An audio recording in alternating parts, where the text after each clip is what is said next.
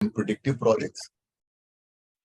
Here we'll do estimation, the techniques that will be estimating projects in terms of absolute value, right? Uh, Hours or days, right? Or years or months in case of uh, duration, and dollar value in case of the cost estimates, right? So let's start with some of the estimation technique, right? The first one is expert judgment. Can you see expert judgment here, guys? The first technique. Yeah. Now, tell me one thing, are expert helpful? Are experts, now when you say expert judgment, seeking support from subject matter experts. Expert judgment is seeking support from subject matter expert. What does it mean? See, often when you do a project, there are people who have a lot of experience in one domain on, doing one type of projects, right, guys? So tell me, if we take their support for estimation, will it be helpful or not? Yes. And specifically, Mohit, in the initial stages, right, of when the uncertainty is very high, right, the inputs from subject matter experts can be really, really useful. They can be product managers, they can be business analysts, they can be architects, right? They can be team leads, right? Somebody who has worked in projects multiple times before, right? Their inputs can be really helpful. In fact, we have shown expert judgment as a separate technique, but I personally believe, in all the techniques, in all the other techniques given, subject matter expert will be really helpful. Right? So this is expert judgment. Now, second is analogous estimating. Now, analogous estimating is a kind of a top-down approach, right?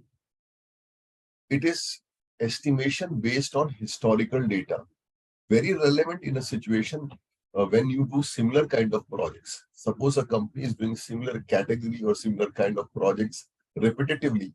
They have a historical data available in their organizational process asset. Now, in analogous estimating, you give estimation based on the historical data. This technique is also very relevant during the initial stages of the project. Suppose you are creating a project charter, right, or a business case. Now, at that point of time, you don't have all the clarity about the project, but because of based on analogous estimating, based on historical data, you can tell the estimates of the project, whether it's a time estimate or the cost estimate. Now, in general, estimates that you get out of analogous estimating will be less accurate, right? Because every project is unique, right? Every project is unique. Now, tell me, even if projects have similar scope, right? If the projects have similar scope, but they are executed in two different geographies, will the estimate, time and cost estimate be exactly same? It can be different. It can be different, right? Because the rules and regulation will be different in two different geographies. Plus, even if the project scope is same, if the projects are delivered by two different teams, will the estimate be same or different? See, teams have different skill levels, different cost, right? So again, so that's why those nitty-gritties are not taken into account in analogous estimating. The uniqueness is not taken into account. So that's why, in general, the estimate that you arrive at using historical data will be less accurate. Is that okay? Yes, Pankaj. Now, generally, what you do, see, you don't use analogous estimating straight away, right? Oh, they can give you ballpark estimates, but you use many times you extrapolate or parameterize the analogous estimates. When I say you parameterize the analogous estimates, what does it mean? See, can you take analogous estimate as a base and adjust it with respect to some parameters? Parameters can be size, can be efficiency. Right? For example, in geography A, a project has already taken 10 months.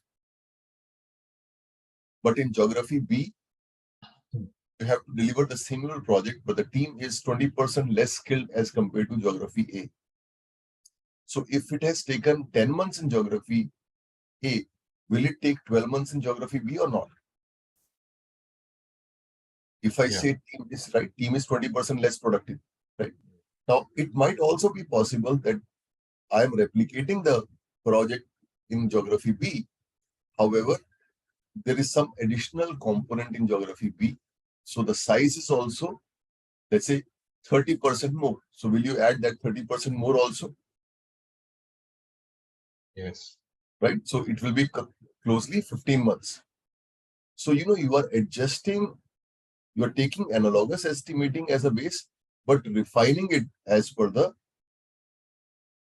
right, as per some of the parameters, right, some of the differences, right, in the new project. This is called as parametric estimating. So is this clear? Is the difference between analogous estimating and parametric estimating clear?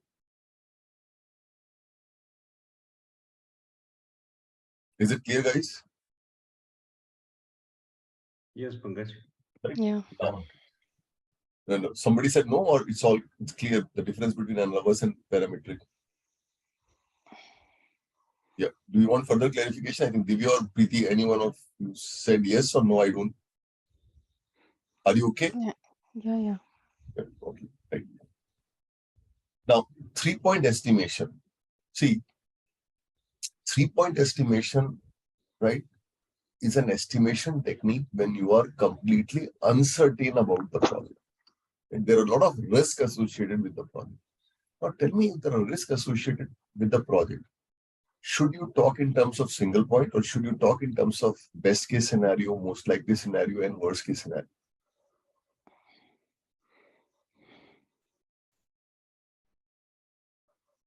Tell me, guys. Suppose the uncertainty associated with the requirement is very high. You might be doing this project for the first time, right?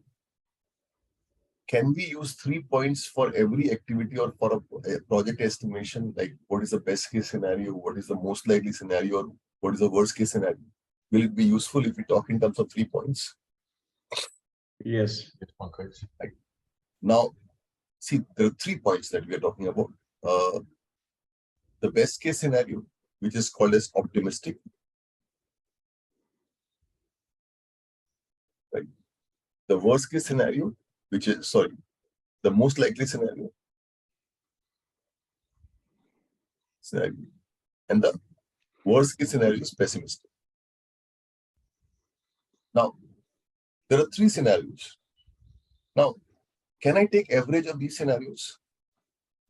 See, for a project, I take for a project or activities. See, if I can take it for individual activities also. For every activity, I can have these 3 scenarios, right? And I can take average of this, right? There is one way, or I can assign different weights to it, right? For example, when I assign different weights to it, what does it mean? That suppose I assign a weight of one to optimistic. Suppose the weight of one. Tell me what will be the average, weighted average, if I assign weight of 1 to optimistic, right? Weight of 2 to most likely, and weight of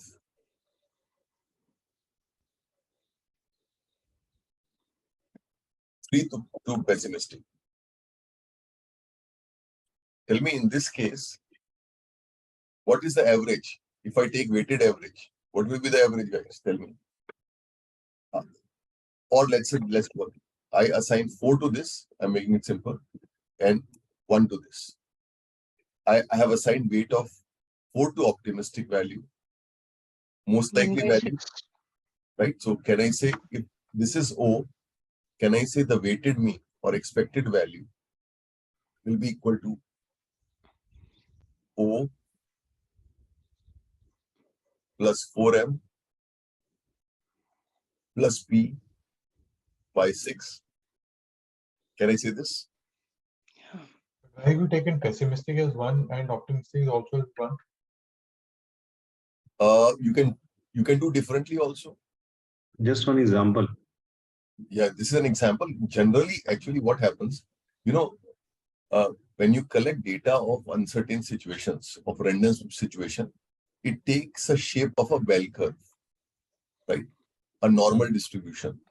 So if it is, if I assume that it has taken a bell curve, I take this as a weighted, right? These as a So this is own estimation of what it is going to be, right? Yeah. And not like a rule. Yeah. So again, generally we assume two. We assume either a weight of like this, right? Yeah. Or we assume that we assign equal weights. Right? Now, if I assign equal weights, what will happen?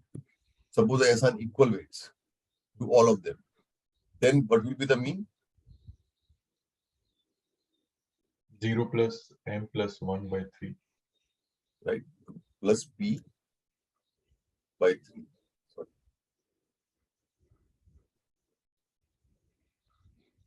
By 3. Right? This is the mean.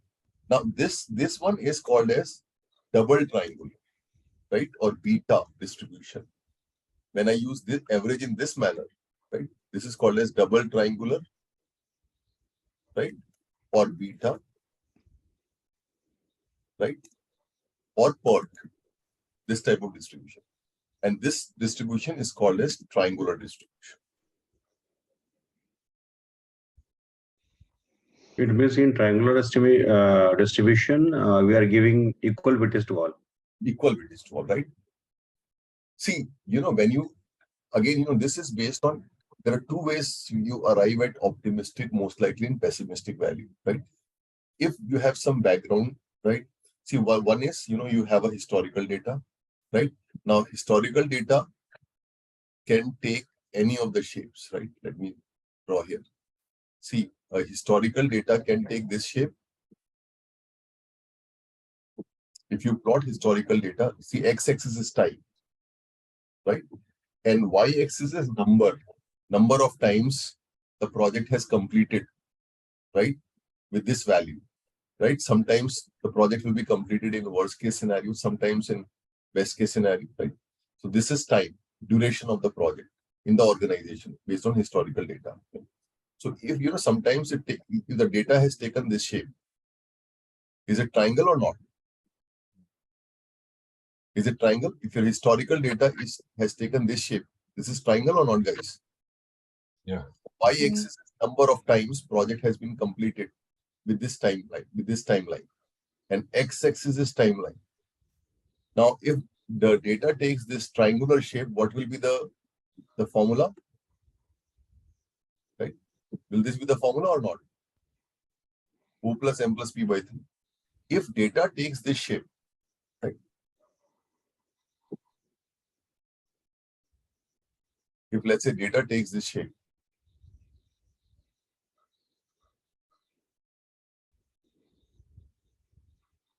a kind of a bell curve.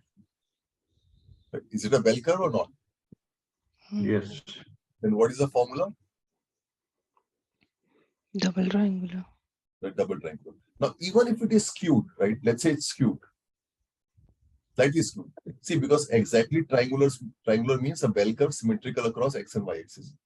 Now, even if it is skewed, I'll assume it to be symmetrical. Why? Because the difference in a slightly skewed curve and the exact bell curve is decimals. Now, do projects fail by decimal values, guys? Oh. No, projects don't fail by decimal values, right?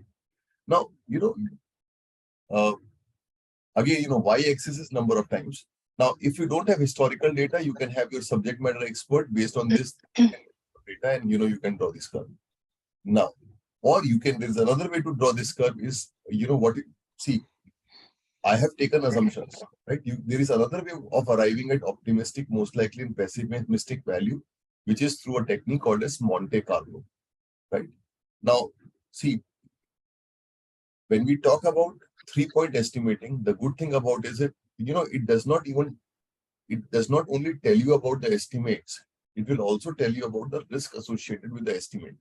And same thing holds good for Monte Carlo. So it comes under risk assessment also. So the way I have divided the whole content is, we do PERT here, right? And Monte Carlo I'll do in risk management, right? So that you don't feel overloaded, because there are a lot of things to be studied now in PERT also. So this is a basic about 3-point estimation. Now, One question I have. yeah. How do we define decide on the weightage? Right. So again, in the exam, they will give you, right? In the exam, they will tell you whether this 3-point whether this 3-point estimation is based on PERT, double triangular, or triangular, right? In the real life, generally, most of the data is random. Most of the random data, right, is normal distribution, right? If you see any data that is random in nature, right, like heights of the student, right, or the time taken by all of your colleague to reach from their home to office, right? Such random data will always be a bell curve. Now, there are certain data that represents trend. Any trend related data will be triangular in shape. For example, if you think about, data such as sales of, woolen clothes throughout the year, it will take a triangular shape. So trends are generally triangular, and random data will take a beta distribution or a PERT or a double triangular. But again, you will notice, see, Divya, we are going to do a lot of calculations. You will notice that the difference that you reach at by using 3-point estimation in triangular format, right, or PERT, right, which is double triangular, the difference is not huge, by few decimals only. Okay. Right. Okay. Now, because see, these are the techniques, they will have certain amount of uncertainty, because projects for which 3-point estimating is used, right, is a project where a lot of uncertainties are there, right? So whatever you estimate based on 3-point estimation will be associated with some risk. Now, let's understand it in more details, right?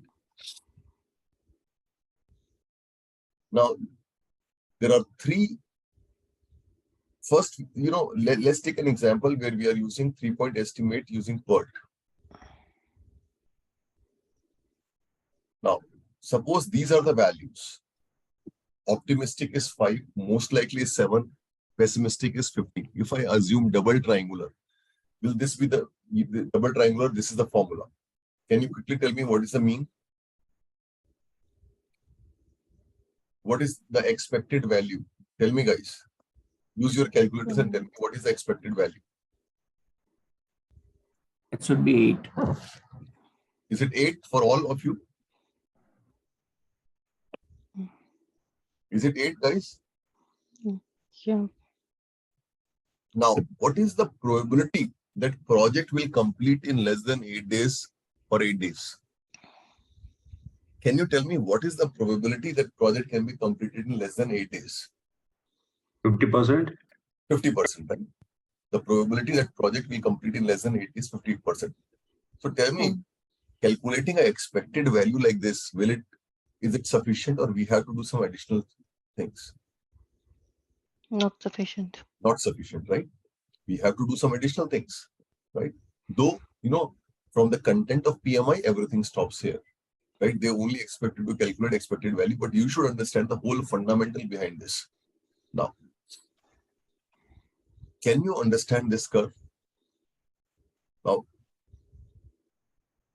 can you look at this curve, this normal distribution curve, guys? Now, in this normal distribution curve, where is the expected value?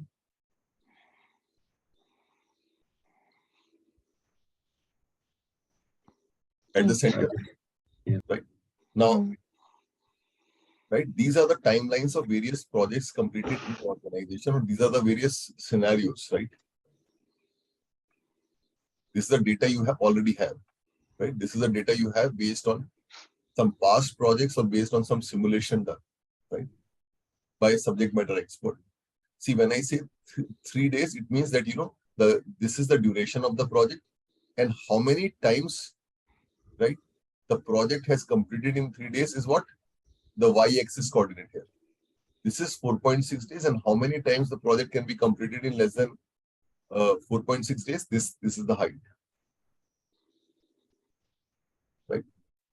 Now after putting all the values, I'm getting a curve like this, which is a normal distribution curve. Right. Now, this is 8 days. So based on this curve, can you notice that 50% of the data is on the left side and 50% of the data is on the right side? Yes. Now, we discussed that, the probability that project can be completed in less than 8 days, right, is 50%. So there are 50% chances that project will complete in 8 days, 50% chances, right, that the project can complete in more than 8 days, right? So how can we analyze this data further, right? We should analyze this data further or not? Yeah. Now, can I divide this whole bell curve into equal divisions so that I can interpret more from the data? Okay. Can I divide it? See, this is time, so we don't need high degree of accuracy. If it was quality, I would have said we'll divide 6 sigma towards right, 6 equal division towards right, 6 equal division towards left. But since we are talking about time and cost, we don't need that level of accuracy. Can I say, can we divide it into 3 equal divisions towards right and 3 equal divisions towards left to study it further? Okay. Right? And every division is called as standard deviation or sigma, right? So if I have to divide it 3 divisions toward right and 3 divisions towards left, can I say my standard deviation is pessimistic minus optimistic by every division will be pessimistic minus optimistic by 6? Because suppose this is pessimistic. Sorry, yeah, this is optimistic and this is pessimistic, the worst case. So if I divide this by 6, that means I have divided this curve into 6 equal divisions. Yes or no?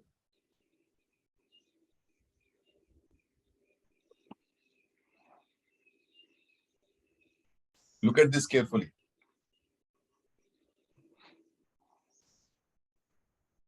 What is the worst case scenario here?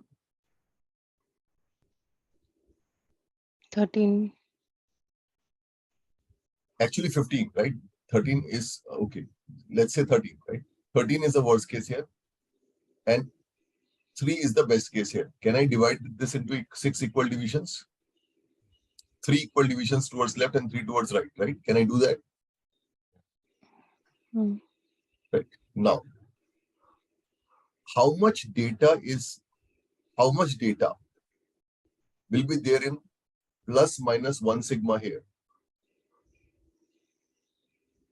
68%. How much data is between plus minus 2 sigma? 95%. And how much data is between plus minus 3 sigma? This will be 99.97%. This is the standard for a bell curve. Okay. Is it clear or not? Can you repeat again, Pankaj? How much data will be there in plus minus 1 sigma is 68%, plus minus 2 sigma 95, plus minus 3 sigma 99%.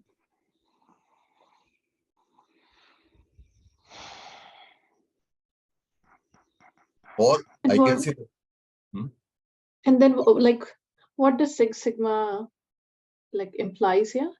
see, I'm not talking about 6 sigma here. Why I'm not talking about 6 sigma? Because we are not dealing with that level of accuracy. We are not discussing about quality here, right? Don't just see right now I'm using standard deviation sigma, right? I'm not talking about 6 sigma quality here. Oh, so sigma is standard deviation here in this context. And yes, standard deviation here. Because see, Okay. if it was quality, I would have said, 6 divisions towards right and 6 divisions towards left, right? But how did we get 68% or 95% or 97, 99.7%? How did we arrive at this?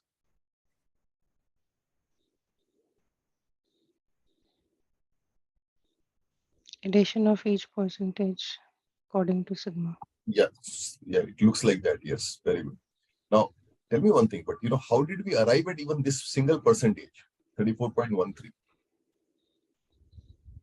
You've done a good job. You added this, right, Divya? Yeah. But how did you arrive at this percentage? Now, this is a continuous distribution. That is half of sigma. Yeah. Half of 68%. Yeah. This is how it's serious. Equal, because it's a bell curve, so it will be equally distributed. But how did we arrive at 16% even? This is the character of normal distribution. No? This is a characteristic of normal distribution. This, see, again, tell me the amount of data in this range of plus minus sigma, will it be equal to area under the area of the curve, area of curve under area of curve under minus sigma minus SD? Under -1 sigma to +1 sigma. Yeah, plus 1 sigma under yeah, right, 1 divided by total area of the curve.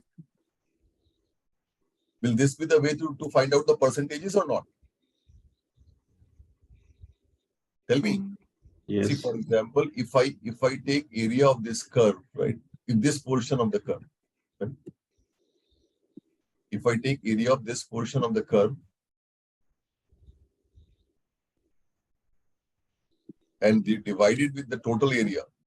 Total area of the whole curve. Whole curve, right? Will I get this 68% or not? Yes. And how did I get the area of the total of this portion of the curve, right? Now this is simple. You might remember basic integral calculus. Can I represent this whole curve as y is equal to fx as a function?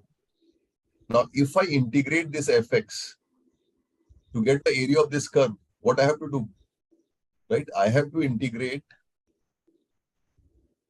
If I integrate this function, right, fx. If I do this,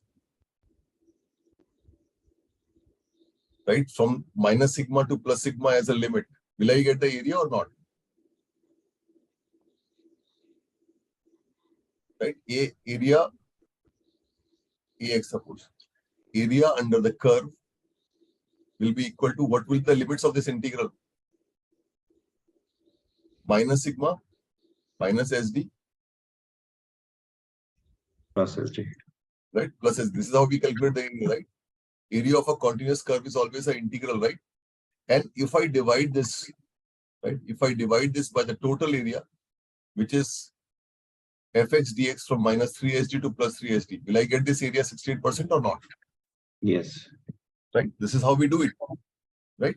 And this is a mathematics, but you don't need to remember this mathematics. You have to see, for you, it is important to understand the behavior or characteristic of a bell curve, right?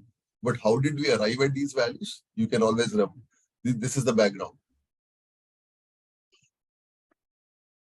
But what is the benefit of doing it? See, tell me one thing. What is my standard deviation here? Can you quickly calculate the standard deviation based on the values? Mohit, you told me the mean. What is the standard deviation? Just a minute. Will it be something like 1 point something? What is this?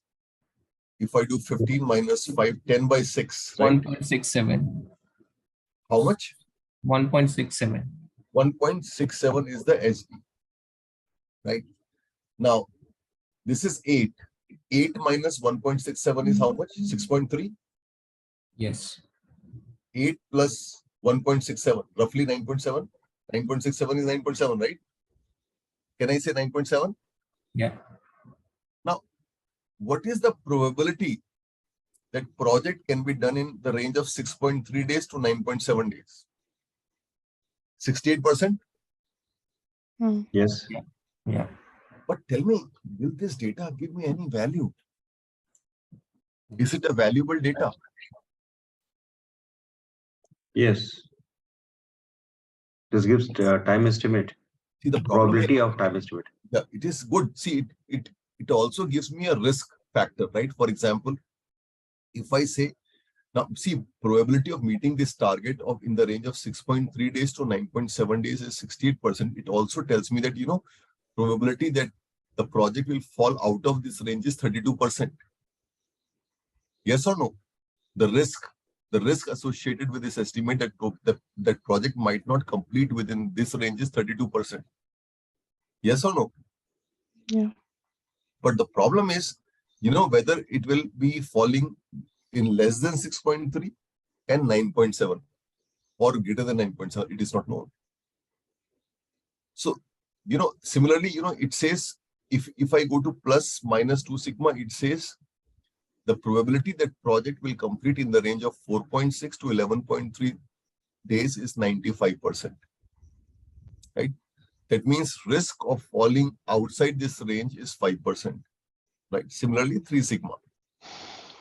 But since they are talking about two sides, now I can make it more relevant if I talk like this.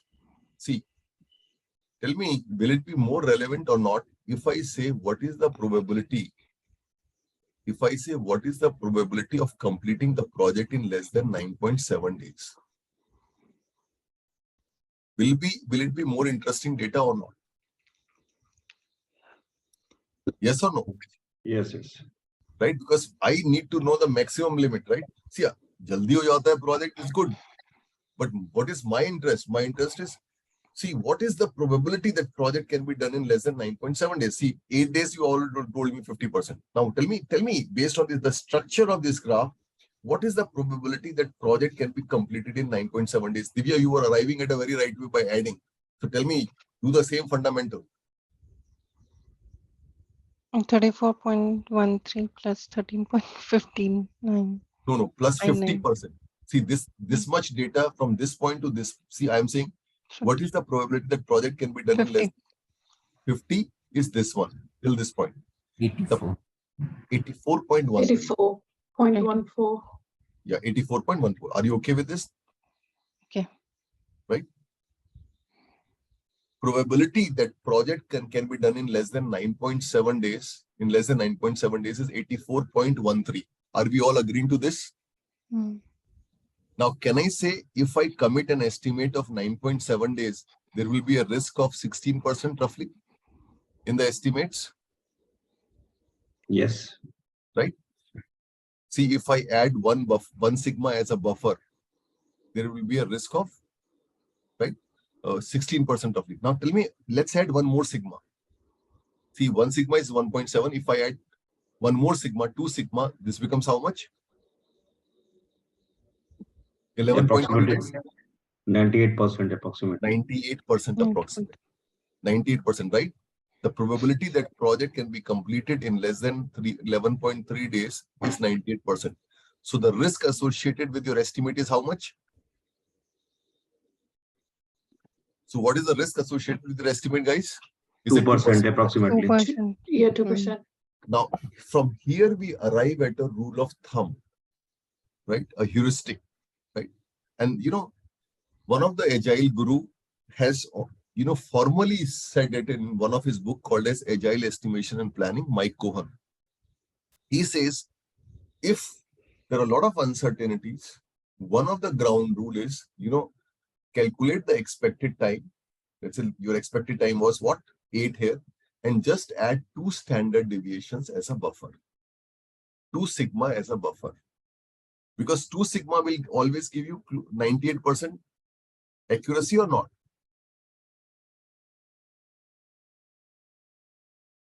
Tell me, if we see whatever estimates you are going to arrive at, will you add some buffers or contingency reserves to it or not? Yes. So can we add 2 sigma buffer so that we are accurate up to 98%? Yes or no?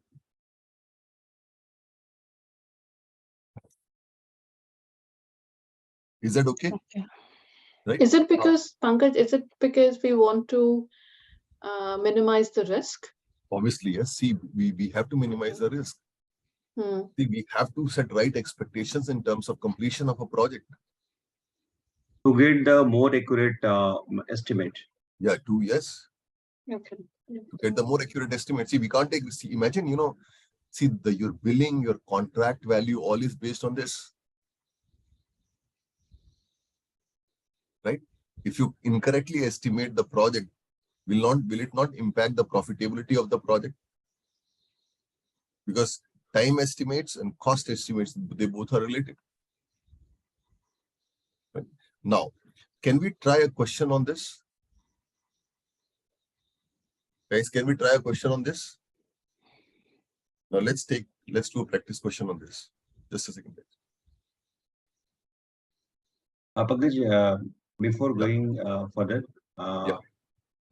when you are getting the estimate, the average, that is 0 plus 4 into M plus P Yeah. divided by 6. Yeah. And then you have put P is 15. Yeah. It means the worst case scenario we have to take at the P side and most Best case, optimistic yeah, scenario O on side. the O side. other Yes. side. Yes. Absolutely, yes. Okay, but it's okay. No issue. Perfect. You can move on.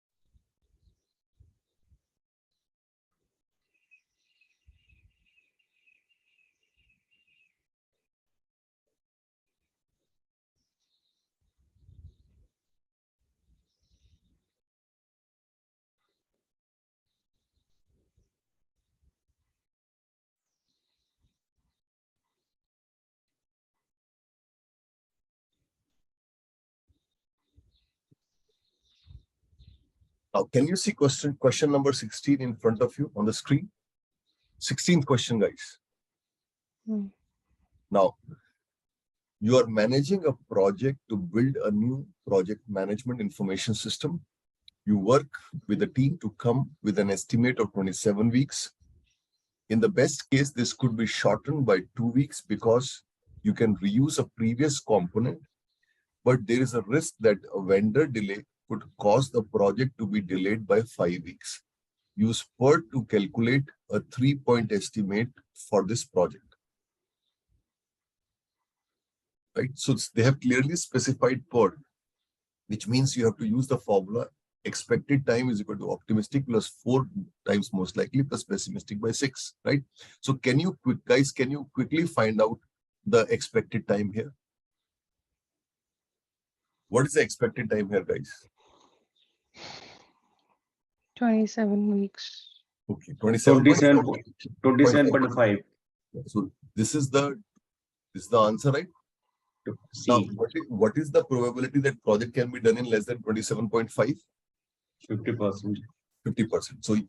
So would you go ahead and calculate standard deviation or not? What is the standard deviation in this case? Right? What is the worst case scenario? See, are you all getting this? First of all, can I calculate it if you're not getting it? What is optimistic here? Optimistic is 25. 25. Most likely is 27. 27. and pessimistic is 32. 32. Right. So are you all getting this answer, these values, guys? And this answer E is equal to 27.5. Sorry, how did we arrive on 32? See, now it says, but there is a risk that a vendor delay could cause the project delayed by 5 weeks. So can I say worst case scenario will be 27 plus 5, 32? Yeah. Right? That's how we arrive, Priti, right? Mhm.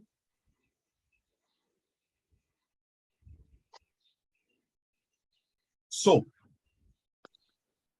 we have this data. Now we said, now can we calculate the standard deviation based on this? What is SD, guys? P minus O is 7/6. Is this the standard deviation? Is this the standard deviation, guys? Yes. So is it 1.17 or 1.11? Or one? Can you calculate what is this value?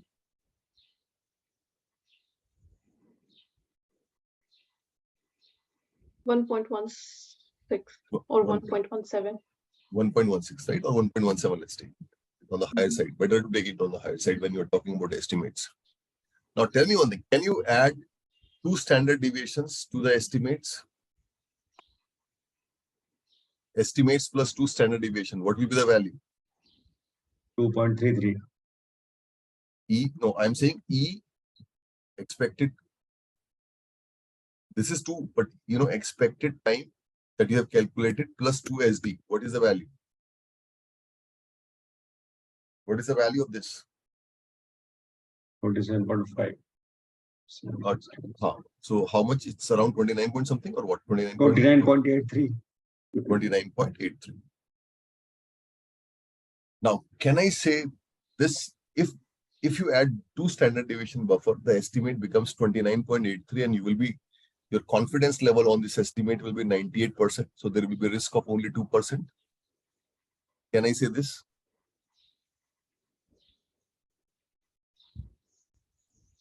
Tell me. Yes. Yes. So, you know, after calculating the expected time, you can calculate standard deviation and then add, right, as a buffer. Two standard deviation is a good practice to add a buffer, right?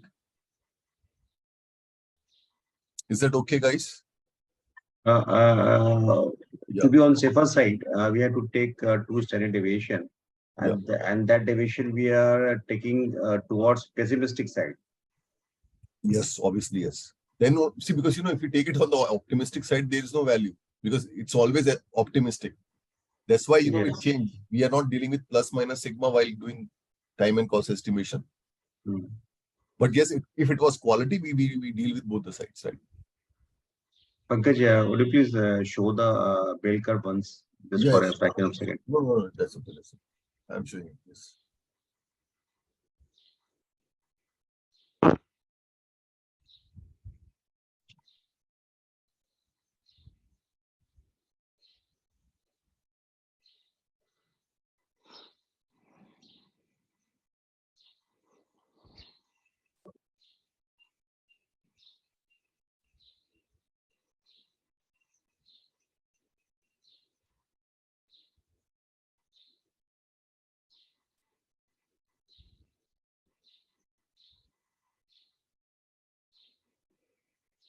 So when we say 1 sigma, it covers both sides of the mean. Yeah, plus right? minus 1 sigma is both sides. That's why, you know, that's why we change the format, right? Because plus minus sigma, 1 sigma will not give me anything. Yes. See, the left side, you know, the left side will not see. My risk is on the right side, right? Right. So we have to do the things like first we have to get the estimate, the mean of distribution, and then we have to add 2 sigma As a buffer, right? Yes. as a buffer, and this 2 sigma will be from the right side of the curve. Yes. Yes. Obviously, yes. Okay, thank you. Okay, Pankaj. Okay. I'm just going to the question once again. Now, guys, we did this question based on PERT, right? Now, if we do triangular, if the question was on triangular distribution, which means we have to take simple average with equal amount of weights to optimistic, most likely, and pessimistic values. Can we quickly calculate E with as an average? Suppose instead of PERT, you know, the question would say instead of PERT, right? Instead of using PERT, the question says use triangular.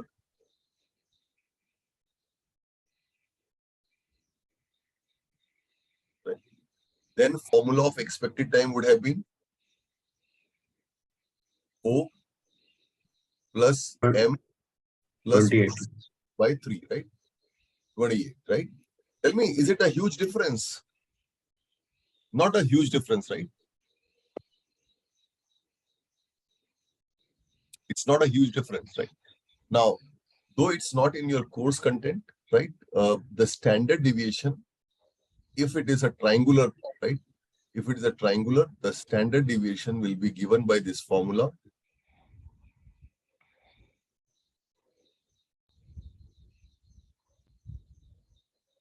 Right? The standard deviation is given by this formula, right? O square plus M square plus P square minus OM minus MP minus PO. This is multiplication, right? Wholes, right? Bracket, and then the root of this is divided by 80. But again, you don't need to get into this because this is not in the content in the curriculum. For triangular distribution, you simply need to know what is the expected value.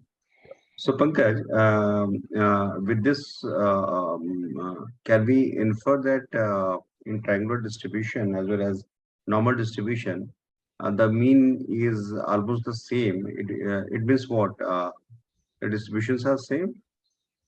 Say that again. What can we infer that? Yeah, see the data. Yeah, you can interpret that. The difference will not be considerable, but see, in general, most of the distributions are, normal in nature. So that's why you follow normal distribution more for estimation. So triangular means the trend also shows that it is close to normal distribution. So Yes. trend is also based on the normal distribution. Yeah. Okay. Actually, it's the difference is not huge.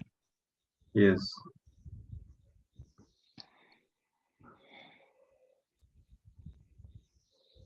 So Pankaj, with this triangular, like how it came to like 28, will you please repeat? See, in the triangular distribution, right? Generally, when we have a data that represents trend, right? It can be triangular in shape. Generally, the data which is more like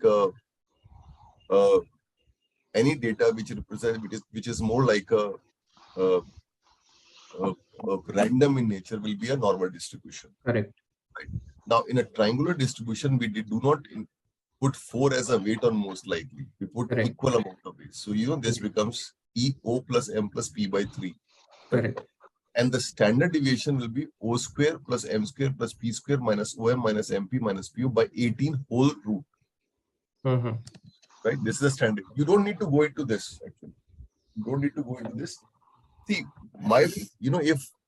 if in exam, they will either ask you to calculate expected value based on triangular or normal, right? For a triangular distribution, they will not ask you to calculate the standard deviation, right? At all. Mm-hmm. Okay.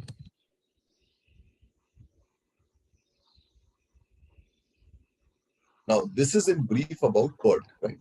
Now, tell me, if the requirements of the project are very, very clear, will you use PERT? If the requirements are very, very clear, will you use PERT? No, then we'll Then we triangular. No PERT, no triangular. You don't we'll even. we'll go by exact estimation. Yeah, we'll go by exact estimation then. See, this is a method to be used only when there is a lot of uncertainty. Right? This is a method to be used when there is a lot of uncertainty associated with the project estimate. Don't use it in day-to-day situation. Now, when the requirements are absolutely clear, which method to use? This is called as bottom-up estimation. Right? When the requirements are absolutely clear to you, you will follow this method, right? Which is called as bottom-up estimation. Right? Now, what is bottom-up estimation? Again, bottom-up estimation can be used when the scope is very clearly defined and scope has been broken down into a very granular work breakdown structure, right? And the work packages in the work breakdown structure are decomposed into granular activities, right? let me take one example here. Let me explain you through a diagram here. Right? Suppose this is a project, guys. Now, does the work breakdown structure looks like this?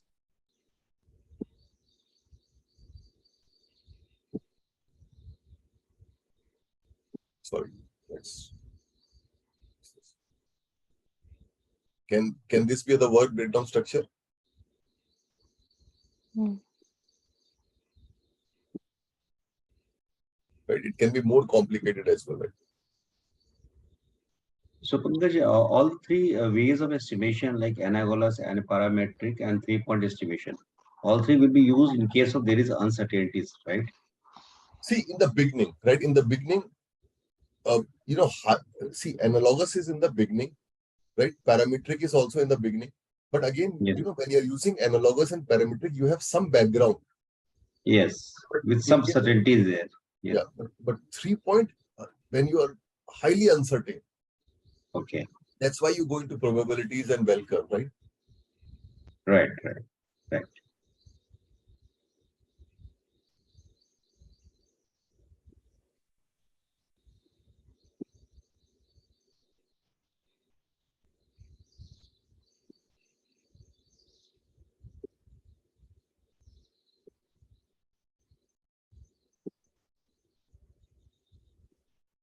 Now, is this a work breakdown structure, guys? Is this a work breakdown structure? Right? Yes or no? Yeah. Right? And the lowest levels are work packages, right? Now, below, again, this is something that we don't show in a work breakdown structure. Below the work packages, will there be activities? Yeah. Right? Again, activities are not to be shown in the work breakdown structure, but definitely, right, to decompose the whole work package into activities. So ultimately activities, right? Some work package will have 2, some will have 3, some will have 4.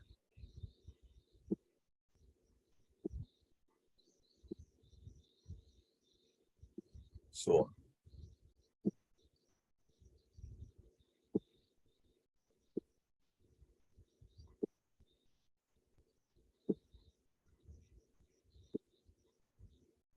Right, guys? Now tell me, if I sum up all these activities, will I get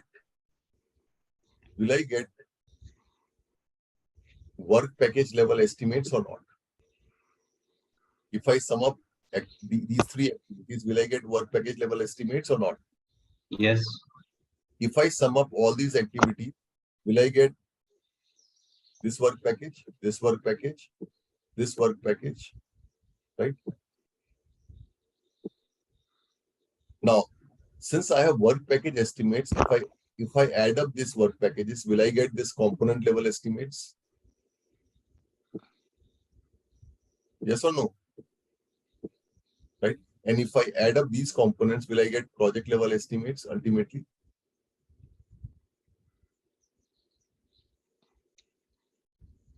Yes or no?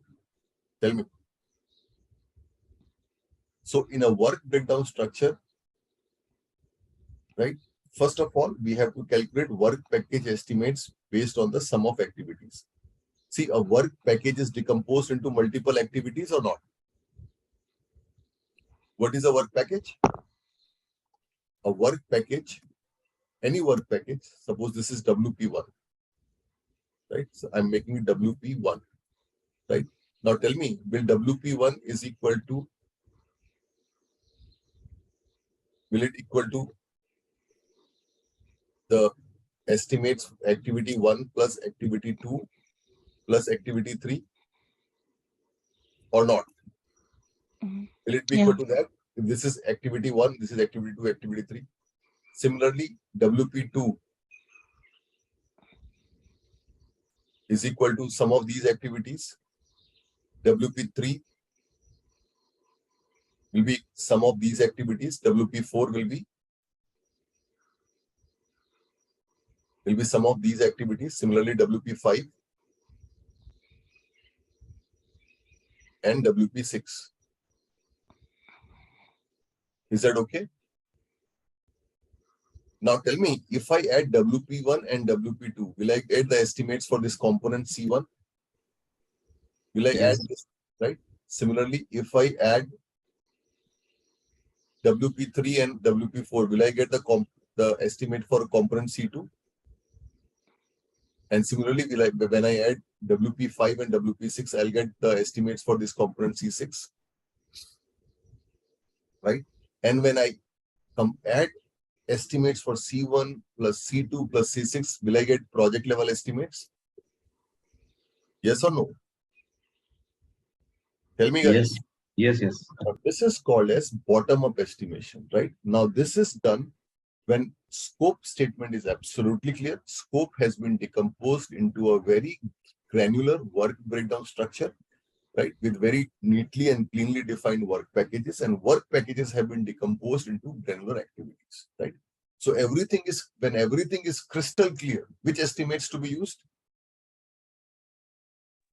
Bottom up approach. Bottom, right? Bottom up. Right? And when you are just starting a project, and some background information, some historical information is available, which one to be used? Analogous or parametric. Analogous, right? And when you have to, we have some data, but some project has some uniqueness, so you have to refine the estimates, right? Then parametric. And when there is complete uncertainty about the project, 3-point estimation. 3-point estimation, right? Yeah. Right. See, the benefit of 3-point estimation is many times you get pressure from senior management, right? Or sometimes marketing people to agree on a particular estimate. Have you seen a situation when marketing team, because of a lot of competition and market pressure, they try to force you, or they try to pressurize you to agree on an estimate which is unachievable? Does it happen sometimes or not? Have you seen, right? So in that circumstances, you can use 3-point estimates to show them, right, with some data. See, you are asking me to commit on 8 days or 8 months, right? But the risk involved is 50, the risk involved is this much, right? So then 3-point estimate becomes very, very handy and useful. Is that okay? Is it fine, guys? So I'm clearing my. So did you understand when, in what context, all these estimation techniques will be used?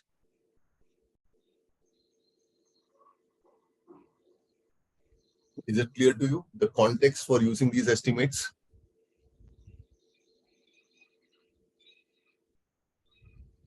Is it okay? When we are very sure, Yeah. we have to use bottom up, and when we are not sure, then we have to use PERT. Yes. Or the 3-point estimate. Yeah. Now, there is something called as reserve analysis, right? So reserve analysis is adding buffers, right? We saw a concept called as critical chain method yesterday, right? That it was associated with adding buffers only. If you remember, we discussed critical chain also. Now, there are 2 types of buffers, right? Under reserve analysis, we talk about 2 types of buffers, right? One is called as contingency reserves. Now, contingency reserves are for known unknowns. Right? Can I say known unknown as known risks?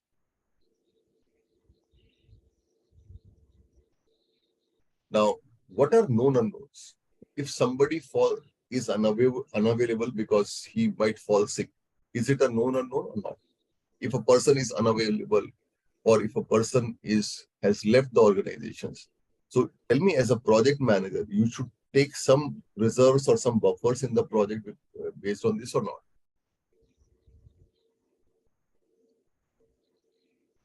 Yeah. Should you take some buffers for it or not? Yeah. Right? So that buffer is a contingency reserve, right? For example, the 2 sigma buffer that we took was a contingency reserve, right? Because anything can happen, right? Some delays might happen because of quality issues. Some delays might happen because of unavailability, right? They're all contingency reserves. Is that okay? Right? Now, Pankaj, one question. In the previous exercise, when we took buffer as 2 sigma, was it based on some kind of research or something like it's established format that we see should took again, like that?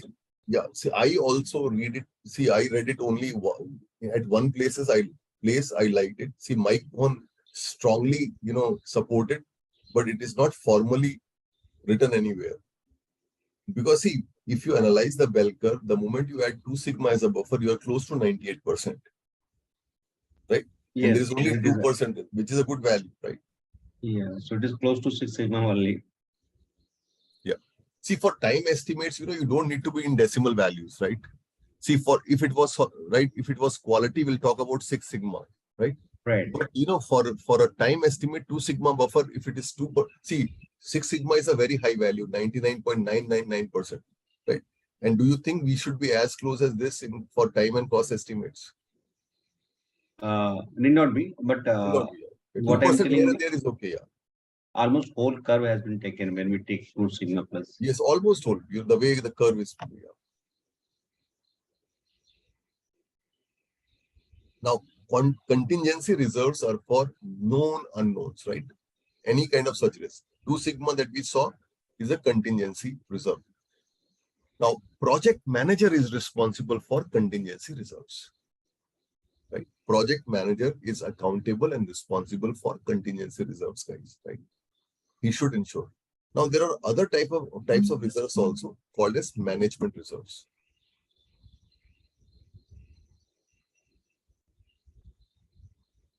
Management reserves are for unknown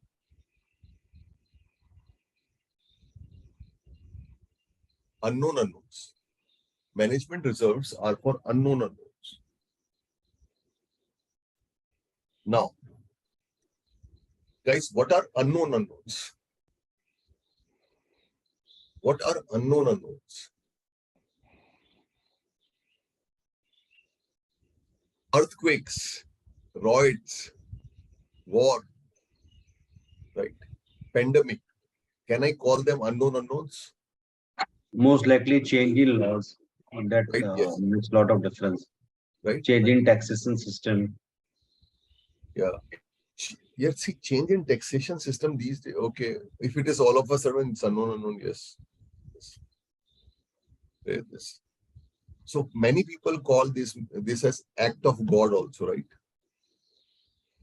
Now tell me, should project manager be responsible for these unknown unknowns? No, right? Whether a management reserve is there or not, the responsibility lies with senior management, right?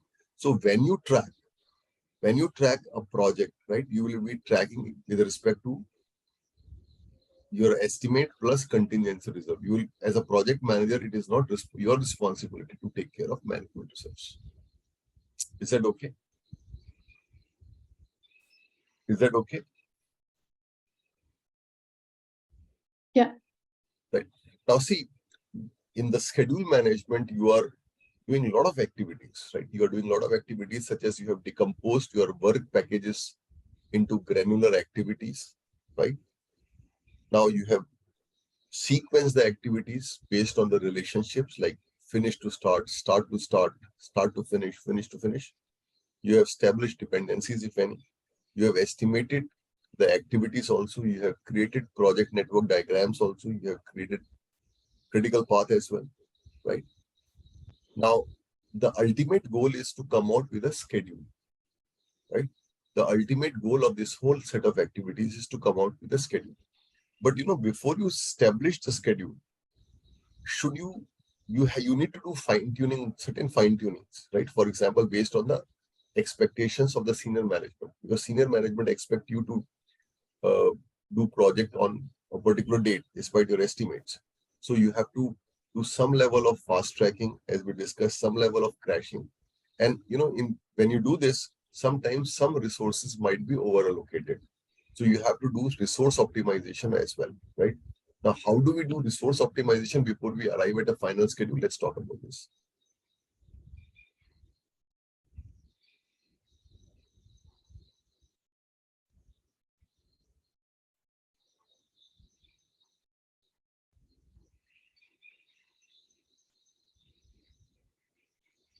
Now, look at this diagram. See, resource optimization is very important. It's a part of a project. Now, if you look at this diagram, Pankaj, we cannot see diagram. We can see Okay. just question. Okay, can you see this diagram now? Yes. No, but tell me, did you see the work breakdown structure that I showed you? You were just like drawing that, like, so the So drawing. you saw that? You saw that, right? Perfect. Yeah, You drawing. saw that. I thought you didn't see that. Right? So, can you see my slide now? Thank you, Yes. Mohit. Now, if you look at this is a Gantt chart, right? If you look at this, and which has shown some level of resource allocation, right? Now, in the first picture, is there any resource, right? In this picture, is there any resource which is over allocated? See, if I am assuming that idle work day, right? Working hours for a single resource per day is 8 hours. Now, in this diagram, is there any resource which is over allocated?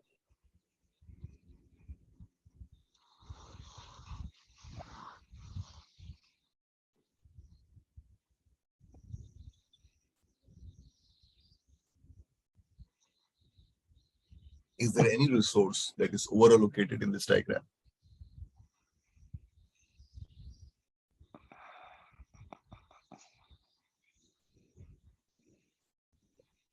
No. See, if you look at SU, is SU allocated for 16 hours a day or not? Oh, yeah. So you use the name of the resource, Pankaj? Yeah. Tom, SU, they are resources. Yeah. In that case, yes. SU is 16 hours, right? So tell me, ideally, should we optimize SU or not? Right? See, one should be working 8 hours a day, right? SU is working 16 hours. Now, Yeah. tell me, if I move this activity B forward, But these two activity looks very parallel. they're So- parallel, right? Same day, so and it's 1 day activity. So it seems that both activities are happening at the same time. Yes. So actually he's working for 8 hours only. Yeah, no, he's working on the same. See, on 1 day. See, look at this. On 1 day, it's activity A is also 1 day, activity B is also 1 day, and same day. And same day is spending 8 hours on activity B also. He's needed 8 hours on activity A also. So he's expected to work for 16 hours in a day. So tell me, is it a right expectation that somebody should work 16 hours a day? No. No. So how can it be optimized? Now let's see one scenario. If I move activity B forward, right? Now, what are the implications? The project critical path has been moved by a day forward, or the schedule has been made, right? Plus, but is SU optimized now? Is SU optimized now? Yeah. Right? So, but again, has critical path also shifted? Yeah. Now, By this 1 day. way of optimizing the schedule is called as resource leveling, right? In resource leveling, when we optimize the resource, we are least bothered about the schedule. Our goal is what? Because nobody should be working more than 8 hours, right? If it takes a hit on the schedule, it's okay. I'll modify the schedule, right? So we change the schedule from 3 days to 4 days, 2 days to 3 days, but our resource was optimized. This technique is called as resource leveling. So first of all, is resource leveling clear?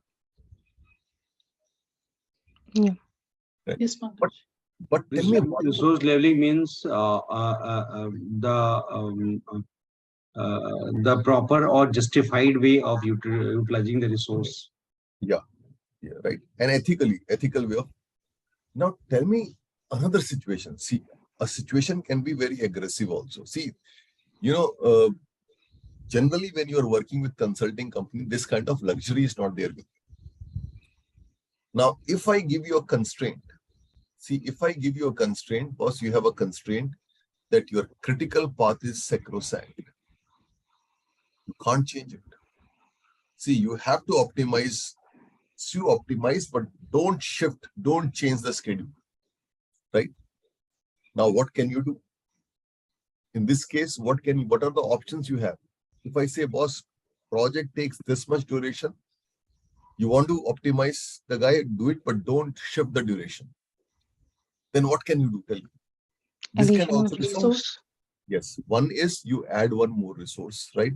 So, you can remove Sue by John here, right? In activity A or activity B, right? But tell me, this is one way. But is this luxury available to you all the time? No. No.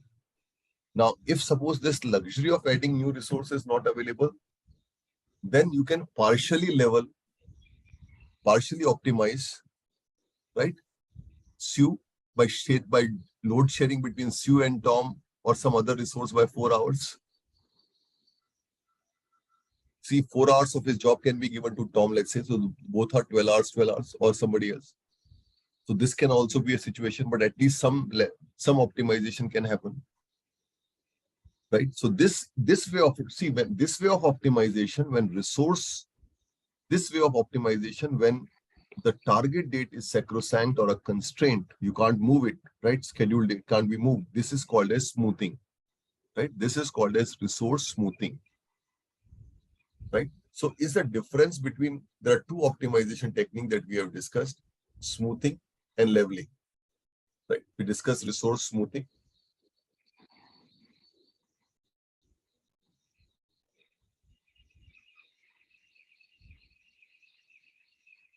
And resource.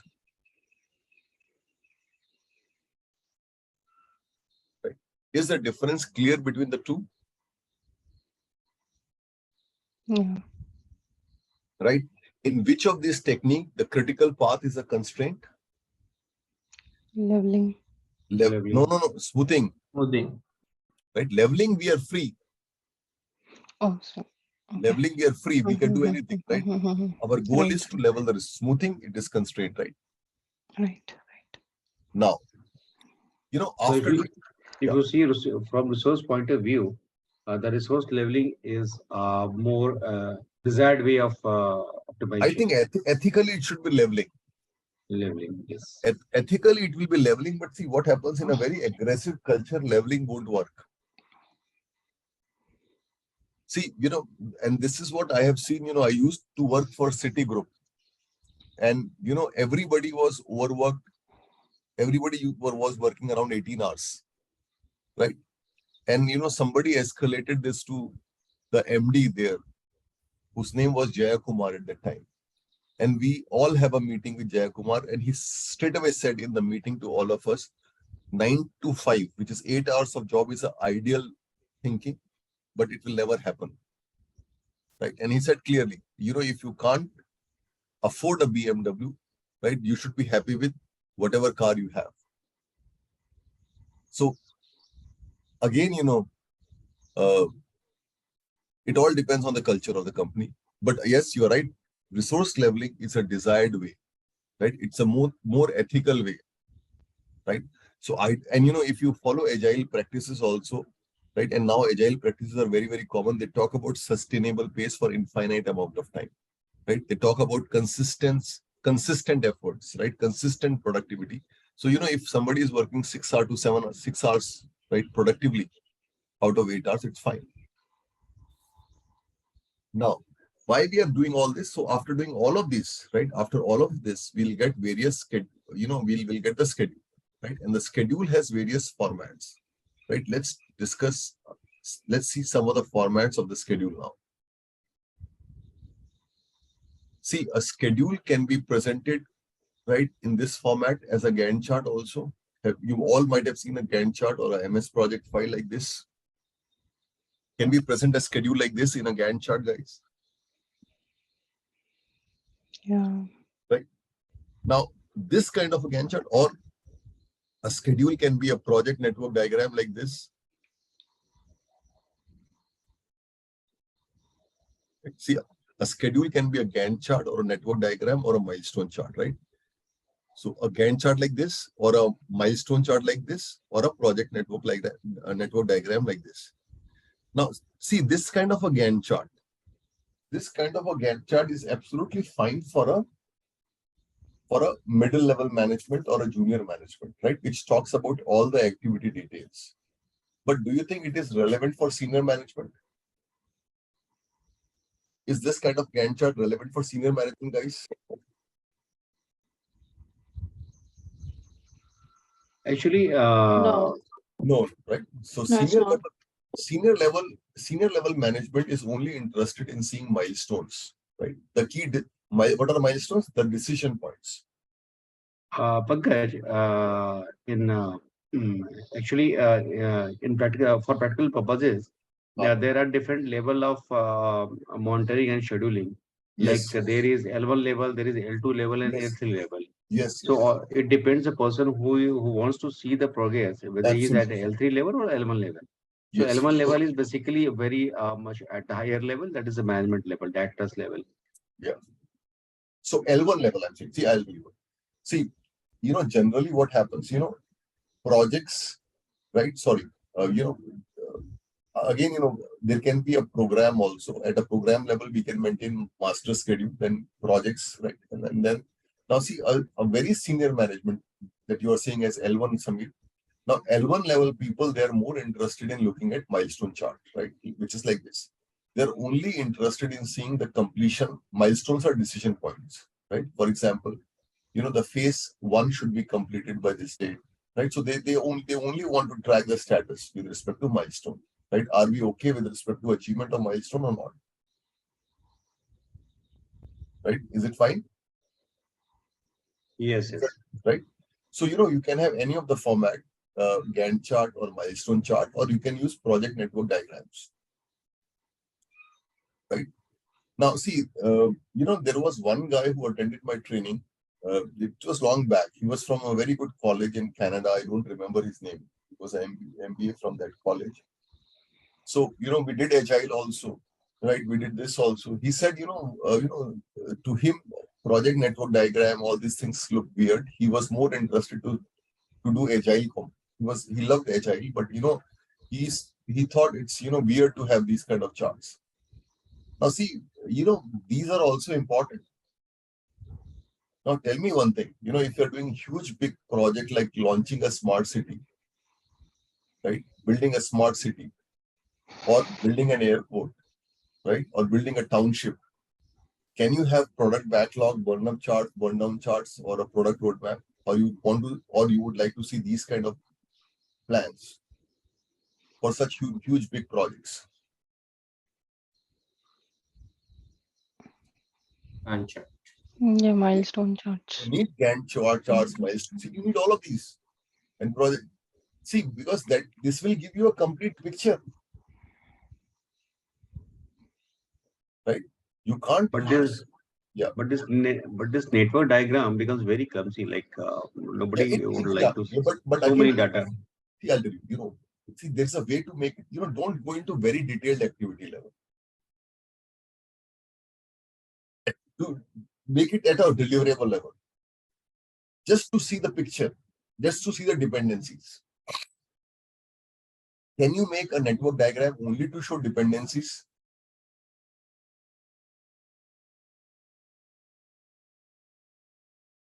So, when you're doing a very big picture, a high level map is also important, right?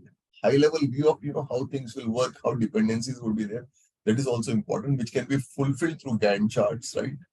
Milestone charts. So, though there is a lot of agile in picture, right? Agile has been promoted. So my suggestion is, focus on agility rather than, following an agile framework only. But still, there is a relevance to Gantt chart also, relevance to milestone chart also, project network diagram also, right? Based on different contexts. Is that okay? Pankaj, in Agile framework, what kind of presentation we do? See, we have, in Agile framework, we have simply this kind of plan. Let me show you Agile plan also. This is an Agile release plan, right? This is also called as product roadmap. What do we call product? See, product roadmap. Okay. Right? Can you see this? We have a release plan Yes, for yes. multiple releases. right? This is a product roadmap. Is that So okay? it is the same for at all levels? See, at all levels, okay. At all management levels, Yes. yes, it's same. It's same for all levels. And see, in Agile, what they can be used as an information radiator. It will be pasted on the wall. Anybody who wants to see, right, can see this plan. But the only thing is, at a team level, they are more interested in iterations, sprint plans, right? Team is more interested, whereas senior management wants to see a roadmap. Yes. And the information radiators that you taught us, I think that is also very relevant, and that Very that relevant, also must be used. very relevant, very relevant, very relevant. The burn up charts, the burn down charts, yes, they're very relevant.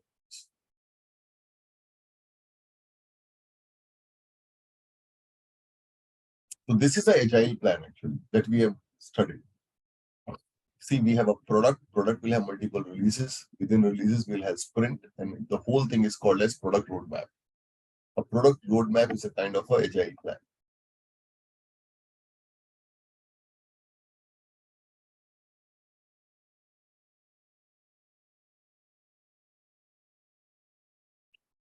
Is that okay? Yes. Right. Now, by doing all these planning activities, right? By all these planning activities, we can set the baselines, right? We can set the baselines, we can set the targets. Now, the next thing is we have to track the progress of the project with respect to these targets, right? How to track the progress.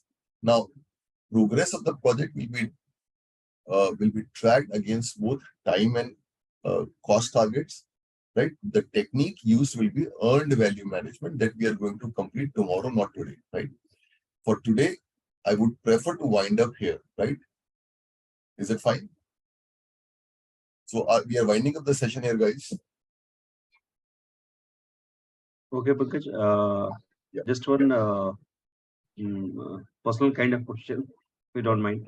You did your MBA from Canada, right? Say that again. You did your MBA from No, Canada. I didn't do. I'm talking about that guy. I didn't Okay. do. Right? I didn't. Okay, sorry. It's a guy who did from. I don't remember his university, but it was one of the reputed university. Okay. Right, but again, he felt that he should not have done it. Right, because he told me that the 2 year he spent for he came for a PMP class, then he wanted to do a PMI PPA class also, business analysis class also. He said he wasted his 2 years in Canada for MBA because he was very highly experienced by them. Right, his experience was huge, and he was being taught whatever he already knew. Okay. Right, so it was just a logo, right, for him. Yes. That's it. But nothing new was learned. This is what he told me. Actually, MBA. Yes. Please. And immediately, there was one of his cousin who called him, and we were taking lunch together. Those days it used to be face-to-face classes, right? So his cousin called him. He said, his cousin got in Cornell, not Cornell, sorry, Wharton.